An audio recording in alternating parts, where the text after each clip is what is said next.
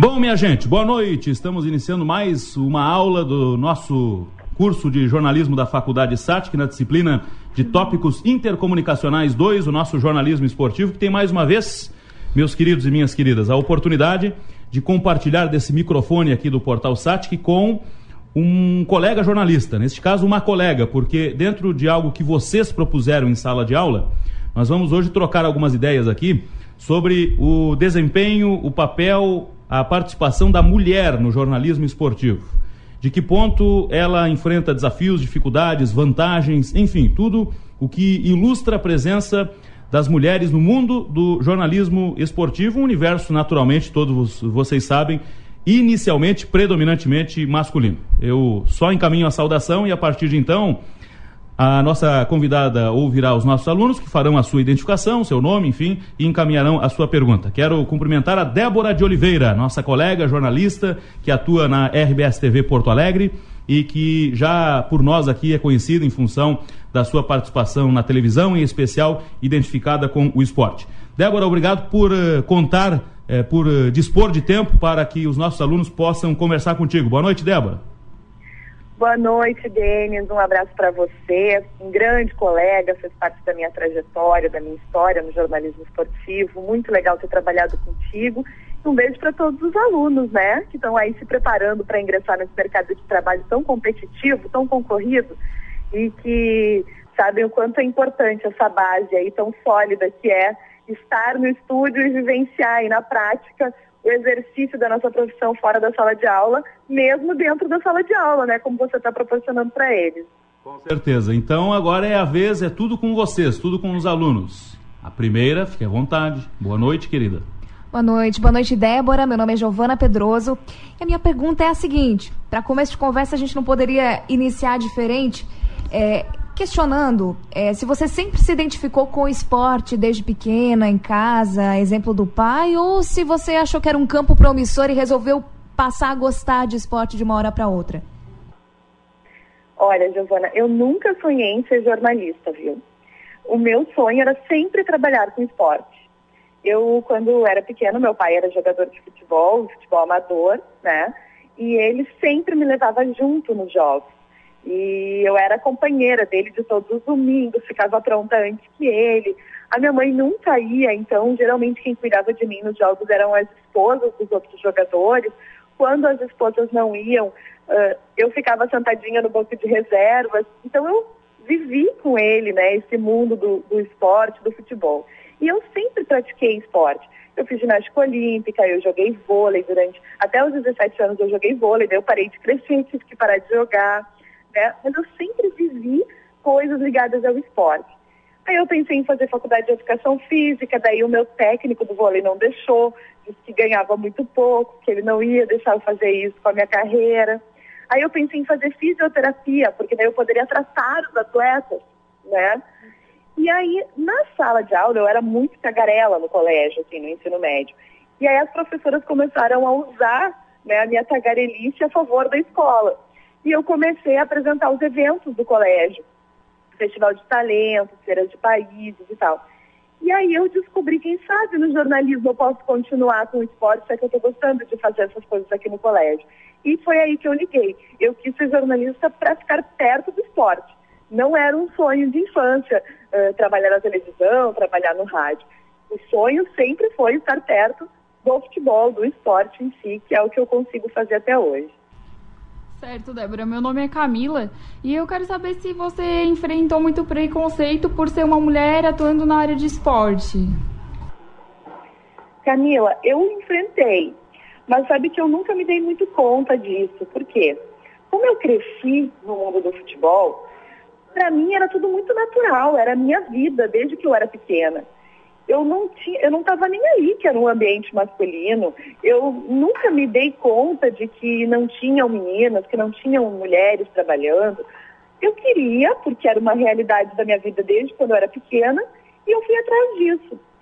Naquela época, quando eu comecei, que foi em 98, eu tinha 17 anos. Eu comecei na Rádio ABC em Novo Hamburgo, inclusive que o Denis foi meu colega lá. E a gente trabalhava numa rádio do interior, era uma rádio que priorizava os clubes do interior, que era o Novo Hamburgo e o 15 de novembro lá de Campo Bom. E ali, naquele ambiente, a gente não encontra tanta dificuldade, porque é um ambiente muito familiar. As pessoas que vão no jogo, que acompanham a rádio da cidade, elas te conhecem desde criança, elas conhecem teus pais, elas são super felizes de te ver ali trabalhando, porque elas assim, olha ali a filha do Leonel, aquela ali é a filha do meu amigo. Então elas não te avaliam de maneira profissional, assim. Então eu tive uma liberdade para começar a trabalhar. Quando eu fui para Porto Alegre, sim, aí eu senti uma diferença muito grande, porque daí o torcedor não tem nenhuma identificação contigo, começa a te olhar de uma maneira muito diferente, né? Tu tem uma certa dificuldade de aceitação no início, porque eles realmente acham que aquele universo não é para uma menina, né? Não é para uma guriazinha de 17 anos que está começando, sabe? Então, até tu te mostrar competente, que teu trabalho é sério e que a tua responsabilidade é igual a dos homens, demora um certo tempo. Hoje eu acho que eu já consegui isso, tenho 14 anos de estrada, né? E é muito legal ver o reconhecimento das pessoas sem eu nunca ter levantado nenhuma bandeira. Eu, Débora, nunca pensei assim, as mulheres vão mostrar, as mulheres podem, as mulheres merecem, as mulheres têm os direitos iguais aos dos homens. Não, eu nunca fiz isso. Eu comecei a trabalhar naturalmente, porque era o ambiente da minha vida. Eu não queria provar nada para ninguém. E eu continuo achando, né, que as meninas só vão ter o espaço quando elas se mostrarem importantes para aquele mercado. Porque a responsabilidade nossa é igual a dos homens, o nosso compromisso é igual a dos homens com a informação. A gente vai para o frio, a gente vai para a chuva, a gente faz jogo até de madrugada, fica esperando o jogador no treino, se quer ou não quer falar. Se ele não quer falar, ele não fala para nenhuma de nós, nem para os homens, nem para as mulheres. Então, não tem uma diferenciação, né? A gente, tudo é igual. A diferenciação está fora. Eu nunca absorvi isso como nada de diferente. Débora, boa noite, é Eduardo Prestes. A minha pergunta é em relação a isso que você falou agora, essa questão de Porto Alegre, principalmente quando você veio para Porto Alegre para trabalhar aí. Aí tem 2 polos grandes, Internacional e Grêmio. Dentro do estádio, que é um clima hostil, principalmente no Grenal, como é que foi? Isso alguma vez te assustou, esse clima hostil dentro do estádio? Te abalou de alguma forma alguma vez? Assustou, muito assustou, porque eu fazia jogo em Novo Hamburgo para 300 torcedores no estádio. Né? Quando o 15 de Campo Bom estava no auge, que o Mano Menezes era o técnico, que eles foram para a semifinal da Copa do Brasil, que chegaram à decisão do Campeonato Gaúcho 2 anos consecutivos, no máximo eram 4 mil torcedores. No meu primeiro jogo do Grêmio em Porto Alegre, foi contra o São Caetano, tinham 30 mil gremistas, né? E eu era da Bandeirante na época, eu estava sendo avaliada, era a primeira mulher que estava chegando em Porto Alegre, fazendo o jogo. Eles já me colocaram na primeira semana em Porto Alegre para fazer transmissão e até tem uma história curiosa nesse meu primeiro jogo, que o Anderson Lima, que era ex-jogador do Grêmio, estava jogando no São Caetano. E ele fez um gol e fez assim, botou o dedo assim na boca como se estivesse pedindo silêncio, né? E aí o Belmonte, que era o comentarista na época, ele falou na transmissão, né? Que absurdo, ele pediu pro torcedor do Grêmio calar a boca. O cara que jogou aqui, que passou por aqui pelo clube fazer isso e tal. E aí eu me meti na transmissão e eu disse assim, olha, eu não vi desse jeito, eu achei que o Anderson Lima estava pedindo para os companheiros deles não comemorarem e não mandando a torcida do Grêmio calar a boca. Aí no intervalo do jogo, encheu de e-mail para a rádio, porque o que vocês querem com essa guria aí, porque ela vai ficar em casa fazendo tricô, o que ela quer no campo, vocês não tem nada que dar espaço para uma mulher que não entende nada e tal. Na volta do intervalo, meu colega foi entrevistar o Anderson Lima e perguntou, tu mandou a torcida do Grêmio calar a boca? E aí ele disse assim, não, jamais vou mandar a torcida do Grêmio calar a boca, jamais vou esquecer a história que eu vivi aqui. O que eu pedi foi para os meus companheiros não vibrarem. Ou seja, a mulher com a visão romântica da situação e que tinha que estar em casa fazendo tricô, foi a que enxergou a situação da maneira como ela realmente era, né? Então, no início foi muito difícil, eu ia embora às vezes para casa chorando, achando que eu não estava agradando.